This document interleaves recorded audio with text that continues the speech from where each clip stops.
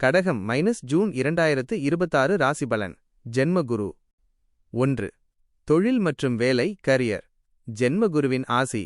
குரு பகவான் உங்கள் ராசியில் 1ஆம் இடம் அமர்வதால் முகத்தில் ஒரு பொலிவும் பேச்சில் ஒரு கம்பீரமும் உண்டாகும். வேலையில் இதுவரை உங்களை மதிக்காதவர்கள் கூட இப்போது மதிப்பார்கள். பணி உயர்வு.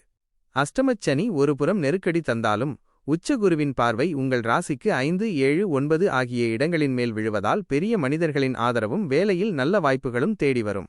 வியாபாரம் தொழிலில் இருந்த தேக்க நிலை மாறும்.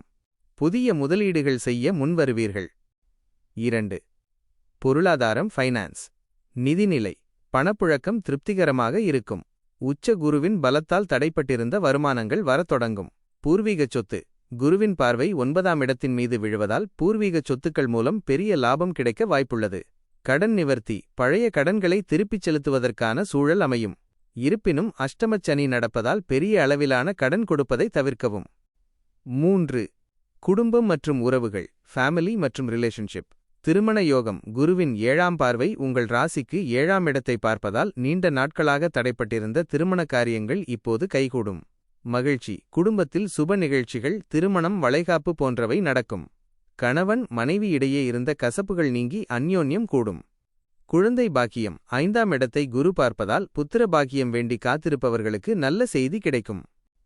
4. ஆரோக்கியம் ஹெல்த் மேம்பாடு. மன அழுத்தத்திலிருந்து விடுபடுவீர்கள். கவனம். ஜென்ம குரு என்பதால் உடல் எடை அதிகரிக்க வாய்ப்புண்டு. உணவு கட்டுப்பாடு அவசியம். அஷ்டமச்சனி தொடர்வதால் வாகன பயணங்களில் எப்போதும் போல நிதானம் தேவை. முக்கிய குறிப்புகள். அதிர்ஷ்ட தேதிகள். ஜூன் 5, 6, 15, 16, 23, 24. சந்திராஷ்டம நாட்கள் ஜூன் 7 இரவு முதல் 8, 9. இந்த நாட்களில் புதிய முயற்சிகளை தள்ளிப்போடவும். யாருடனும் வாக்குவாதம் செய்ய வேண்டாம். அதிர்ஷ்ட எண்கள் 2, 3, 9. அதிர்ஷ்ட நிறம் மஞ்சள், பால் வெள்ளை. பரிகாரம். தக்ஷணாமூர்த்தி வழிபாடு. வியாழக்கிழமைகளில் தக்ஷணாமூர்த்திக்கு மஞ்சள் மலர்கள் சாத்தி வழிபடவும்.